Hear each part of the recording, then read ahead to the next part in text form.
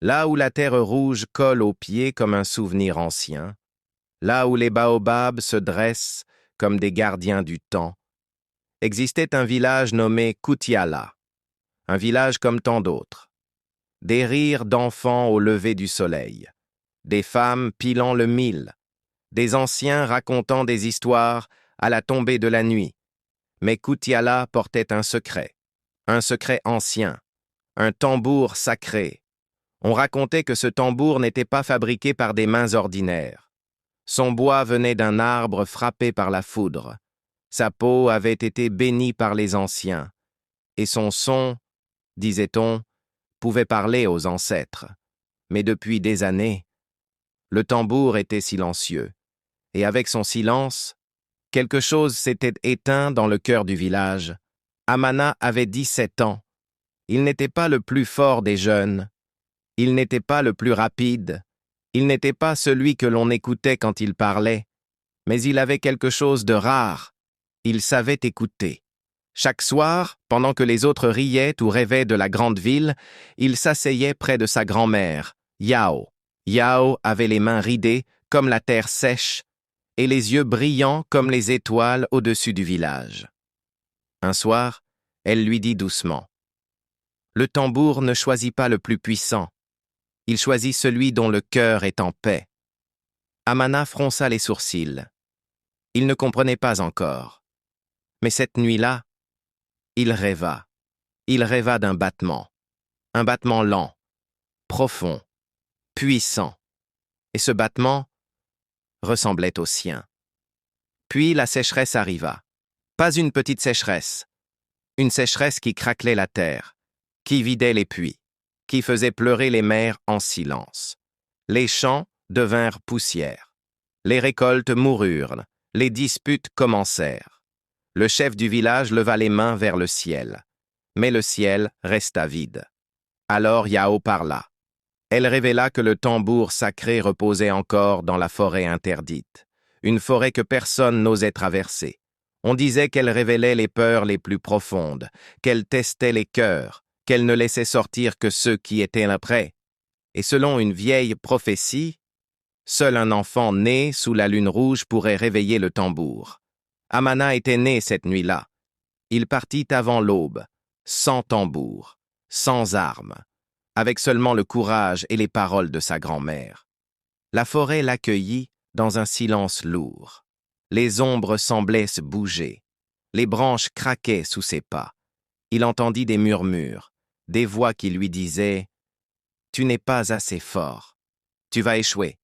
Tu n'es qu'un enfant. » Mais il continua, car parfois, le courage n'est pas l'absence de peur, c'est avancer malgré elle. Au cœur de la forêt, il trouva une grotte. À l'intérieur, reposait le tambour, couvert de poussière, abandonné, mais intact. Amana posa sa main dessus.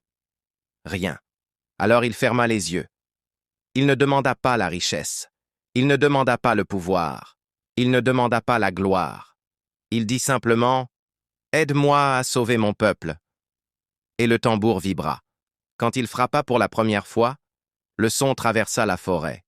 Les oiseaux s'envolèrent. Le ciel changea.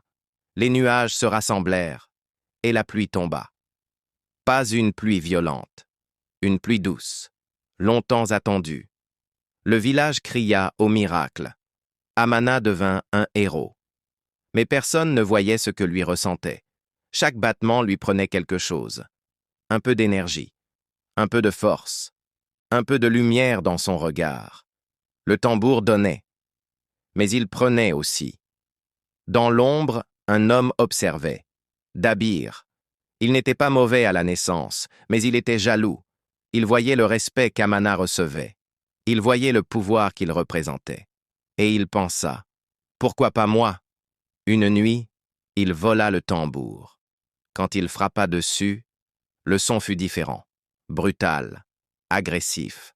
Le vent devint tempête. La pluie devint inondation. Les champs furent détruits, car le tambour ne créait rien. Il amplifiait ce qui était déjà dans le cœur. Et le cœur de Dabir était troublé. Le village paniqua. On accusa Amana. On oublia tout ce qu'il avait fait, car la peur efface vite la mémoire. Il fut banni, sans défense, sans justice, mais sur la route de l'exil, près d'une rivière sacrée. Les ancêtres lui apparurent en vision. Ils lui révélèrent la vérité. Le tambour n'était pas destiné à résoudre les problèmes du peuple. Il était destiné à leur rappeler qu'ils avaient eux-mêmes la force. Chaque fois qu'il frappait le tambour, il empêchait les autres de se lever. Il comprit alors. Son rôle n'était pas d'être un héros, mais un guide. Pendant ce temps, le village sombrait. Dabir avait perdu le contrôle. Les disputes reprenaient. La division grandissait.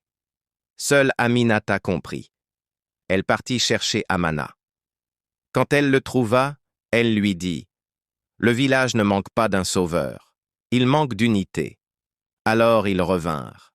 Mais cette fois, Amana ne toucha pas le tambour. Il le posa au centre du village, et il dit « Ce tambour révèle ce que vous êtes.